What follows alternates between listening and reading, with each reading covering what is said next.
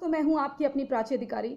सबसे पहले तो आप सबका धन्यवाद। अपना सहयोग मुझे देते रहिए ताकि मैं इन देशद्रोहियों का और इंटरनेशनल षड्यंत्रकारियों का पर्दाफाश करते रहूं और समय समय पर आकर आप बंधुओं को, भाइयों को, बहनों को ये बताते रहूं कि मेरे मन में इनके प्रति क्या विचार हैं और मैं क्या सोच रही हूं, ताकि हमारे आपसी क्या पता विचार मिलें और आप भी अपनी बातें रखें, ताकि हम लोग अपने सनातनियों को जागृत करते रहें इन विध्वंसकारियों को, देश को तोड़ने वालों की साजिशों को बेनकाब करने के लिए। तो दोस्तों, अब मैं आती हूँ असल मुद्दे पर। देखिए, मैंने कल ही कह दिया था कि ग्रेटा और ये जो रिहाना है, जैसा कि लोग भी बात कर रहे थे हमारे सारे सनातनी, कि ये इंटरनेशनल साजिश चल रही है, ठीक है, षड्यंत्रकारी। अब आप ये देखिए, इसके तार सीधे सीधे खालिस्तान से कैसे जुड़े हैं, क्योंकि रेहाना जगमीत या कोई डेमोक्रेट पार्टी का आदमी है, उसको फॉलो करती है। वो वहाँ का कांग्रेसमैन रह चुका है अमेरिका में, तो वो अमेरिकी कांग्रेसमैन को फॉलो करती है और उन फंडिंग जाहिर है वहीं से होगी, कहीं और से तो कनेक्शन आ नहीं सकता है। दूसरी चीज़, फिर हसन जमील उसका बॉयफ्रेंड, जिससे उसने कहा कि जनवरी 2020 में उसका ब्रेकअप हो चुका है। ये तो लिखी हुई बात है ना, हमें क्या मालूम उसका ब्रेकअप हुआ है कि नहीं हुआ। एक बार किसी मुल्ले के पास कोई औरत चले जाती है तो वो मुल्ला उसको दूसरे मुल्लों को सप्लाई करता रहता है, राइट। तो वो एक मुल्ला मानसिकता कहीं ना कहीं बन जाती है। अय्याशी करना या पैसे फेंकना, वो लोग कहते हैं ना कि माल से या ताल से, माल से नहीं तो किसी और लालच से किसी से भी औरत को खरीद लो या आदमी को खरीद लो। जो बिकने वाले लोग होते हैं बिक जाते हैं। ऐसी रिहाना तो वैसी आपको पता है महा ड्रग एडिक्ट है, ऑन एयर शो में भी शराब वगैरह पीती है, गाने उसके सारे सेक्स को लेकर होते हैं या ड्रग्स को लेकर होते हैं। नशे और सेक्स की बातें उसके गानों में होती हैं। प्यार भी उसकी नज़र में प्यार है, जिस प्यार को भी वो गानों के थ्रू एक्सप्लेन करती हैं, वो प्यार में भी आप देखेंगे ज़्यादातर सेक्स कंटेंट और ड्रग्स होता है। तो ये वो रेहाना, तो जब आदमी के पास कितना भी पैसा हो और वो इस तरह के नशे में लुप्त होता है तो उसको उसकी गिरफ्त में होता है, तो उसके लिए कितना भी पैसा हो वो कम होता है। तो भाई उससे ये साजिश करवाई गई, उसको भी पार्ट बनाया गया। मैं ये नहीं कह रही मैं उसको क्लीन चिट नहीं दे देती कि एशिया की एजेंसी होगी या ये होगी, वो भी इन्वॉल्व होती हैं, लेकिन ये आपको ये भी समझना होगा कि भाई आपको ये भी समझना होगा कि ये लोग किस तरह से जुड़े हुए हैं, और ये लोगों के तार कहाँ कहाँ तक हैं। अब जब ग्रेटा भी इसमें आ जाती है कि एक छोटी सी लड़की जो एक रटी हुई स्पीच पढ़ती है और रटी हुई स्पीच से उसको पोर्ट्रे कर दिया जाता है, उसको प्रोजेक्ट कर दिया जाता है। आप समझिए, यहाँ पर प्रोजेक्ट करते हैं लोग, यहाँ पर लोगों को प्रोजेक्ट करा जाता है, बड़ा बनाया जाता है। ये होते नहीं है, जैसे मलाला को मैंने कहा था कि मलाला को भी बनाया गया। ये जिसको चाहे जमीन से उठा के बना देते हैं, क्रिएट कर देते हैं, क्रिएट करके आपके सर पे बैठा देते हैं और दिन रात इनकी ऐसी पब्लिसिटी करते हैं चारों ओर ट्विटर के माध्यम से। कोई डिबेट में आज जी हिंदुस्तान की कह रहा था कि इससे क्या होता है, सोशल मीडिया से क्या होता है। ये भाइयों, ये सोशल मीडिया से ये हो सकता है कि नॉर्थ ईस्ट के जो लोग थे उन पे आपको याद होगा कि बेंगलुरु में हमले हो गए थे, क्योंकि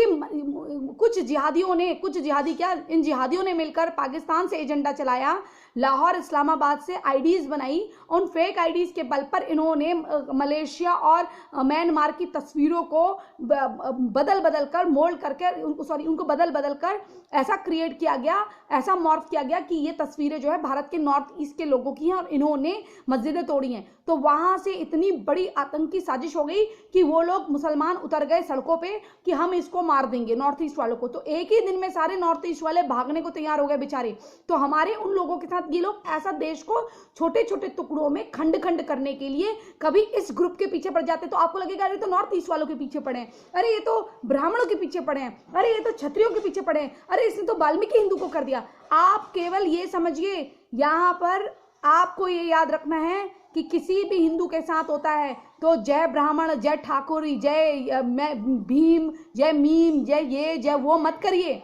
जय सत्य सनातन धर्म बोल के धर्म की रक्षा के लिए उठिए। और जैसे ही ये सड़कों पर आते हैं तो ये आप क्या पुलिस से पूछ कर आते हैं, ऐसे ही आप भी सड़कों पे आइए। अगर आपको जरूरत हो तो पूरे लोग सड़कों पे आइए और अपने हकों के लिए लड़िए। अगर आपके देश के खिलाफ कोई साजिश रचता है तो हर जगह जाके उसके खिलाफ मुकदमे लड़िए, ठीक है, उसके खिलाफ मुकदमे कर दीजिए। कुछ नहीं होगा तो कम से कम आप ये संदेश तो दे पाएंगे। अगर आप कुछ नहीं कर पाए, कम से कम ये तो कर पाएंगे कि आप देश के साथ हैं, विध्वंस और देश को तोड़ने वालों के साथ नहीं है, उनकी साजिशें कामयाब नहीं होने देंगे। ये आप ये तो मैसेज दे सकते हैं कि टुगेदर वी आर यूनाइटेड, हम सब लोग एक साथ हैं और यूनाइटेड हैं। हमें जात पात की और इसकी लड़ाइयों में नहीं पड़ना है। मैं आपसे कहती हूँ कि आप जब भी मुझे भी लिखें तो हर हर महादेव, जय श्री राम, जय जय माता महाकाली, माँ दुर्गे, जो भी लिखते हैं, जय वाल्मीकि जी महाराज, जो भी लिखते हैं, तो आप ये भी लिखिए सत्य सनातन वैदिक धर्म की जय। जैसा कि हमारे एक भाई और भी कहते हैं, वीडियोस बनाते हैं, वो बात मुझे बहुत अच्छी लगती है उनकी।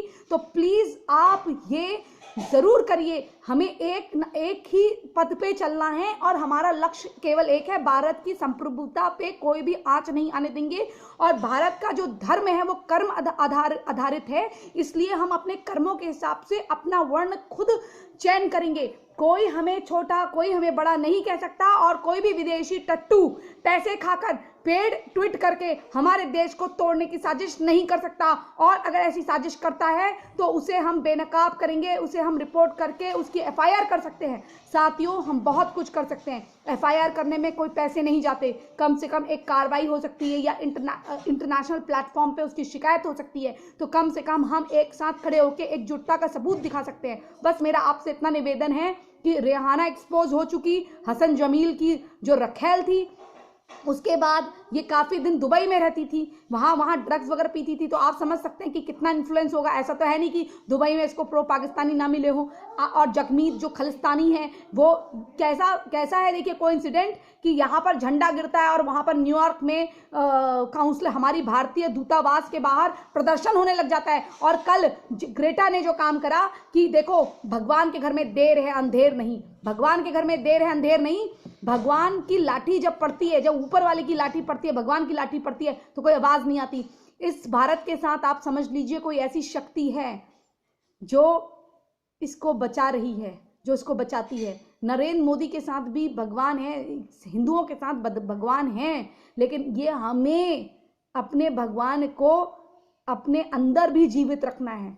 हम अपने अंदर के भगवान को भी पहचाने, हमारे अंदर की शक्ति, हमारे अंदर की दुर्गा। हमारी दुर्गा मतलब ये नहीं है कि वो केवल महिलाओं में होगी, वो पुरुषों की भी माँ है। तो पुरुषों, जैसे महिलाओं में भी पुरुष की बेटी होते हुए पुरुषार्थ होता है, वैसे ही महिलाओं में, वैसे ही पुरुषों में भी एक मातृत्व का जो दया का भाव होता है वो होता है। तो आप उसको बनाए रखिए और उसको पहचानिए। जब आपको दुर्गा की शक्ति की जरूरत पड़े तो दुर्गा का रूप, दुर्गा की शक्ति को पुरुष भी अनुग्रहित करें और अपने अंदर रखें। और वैसे ही महिलाएं भी अपने अंदर का पुरुषार्थ पहचानें और देश के लिए खड़े रहें।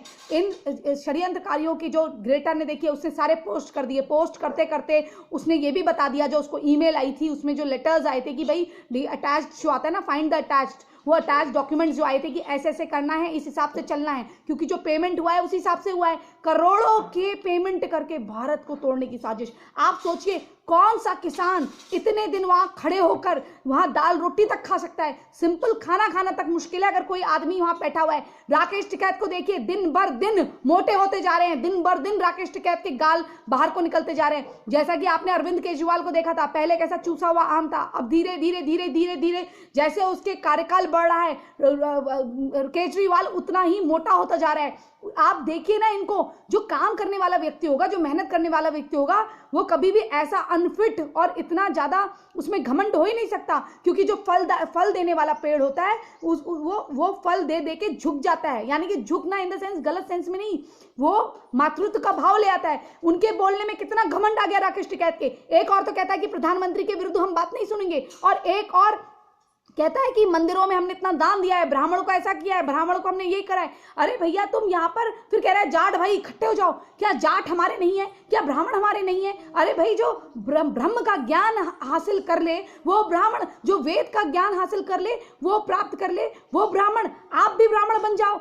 ऐसा क्यों किसी के लिए कर रहे हो? और जाट, हम देखिए जाट और सिख इन लोगों को तोड़ के इन लोगों के साथ ये कितना, राकेश टिकैत कितना गलत कर रहे हैं। अगर मान लीजिए आज इनको किसी कोई कामयाबी मिल भी गई, लेकिन कल को इनकी ये आने वाली पुश्तें इनकी टिकैत नहीं लिख पाएंगी, राकेश नहीं बन पाएंगी, उनको रकीब बनना पड़ेगा, उनको रफीक बनना पड़ेगा। क्यों? और इसके जिम्मेदार ये खुद होंगे और इन जैसे लोग होंगे देश को डुबाने वाले। और ये कह रहे हैं, जब वो कह रहे हैं कि नहीं मैं तो ना जानता किसी रिहाना को या उसको, तो उनके चेहरे का रंग देखिए आप, जिस तरह से वो बात कर रहे हैं और जो स्माइल वो कर रहे हैं, उनको ये ओवर कॉन्फिडेंस देखिए, अति आत्मविश्वास जो होता है ना, ये पतन का कारण बनता है। और राकेश टिकैत सोच रहे हैं कि षड्यंत्रकारियों की भीड़ जुटाकर मैं बहुत महान हो गया और मुझे बड़ा समर्थन मिल रहा है। जब वो बाहर निकलेंगे घर से असलियत में, जब वो दूसरी जगह में ट्रैवल करेंगे, तब उनको पता चलेगा, जब ये भीड़ उनके अगल बगल से हटेगी। ऐसा तो नहीं है राकेश टिकैत कि जीवन भर अंकल आपके इर्द गिर्द भीड़ ही रहेगी, किसी दिन आप बिना भीड़ के भी होंगे।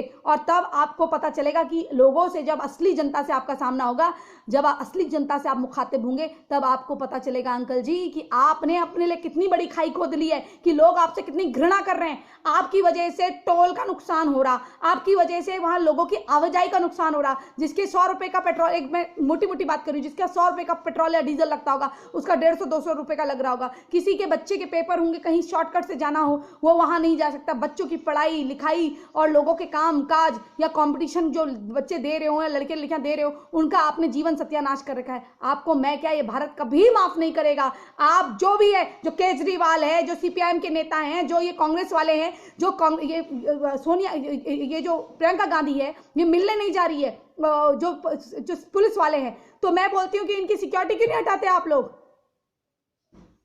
अरे जो सुरक्षा कर्मियों के साथ के बिना कहीं जाते नहीं है, वो सुरक्षा कर्मियों के घायल होने पर उनसे मिलने नहीं जाते, दूसरे लोगों से मिलने जाते। तो इन लोगों की मानसिकता को पहचानिए। जय जय हिंद, जय जय भारत, जय जय श्री राम, हर हर महादेव।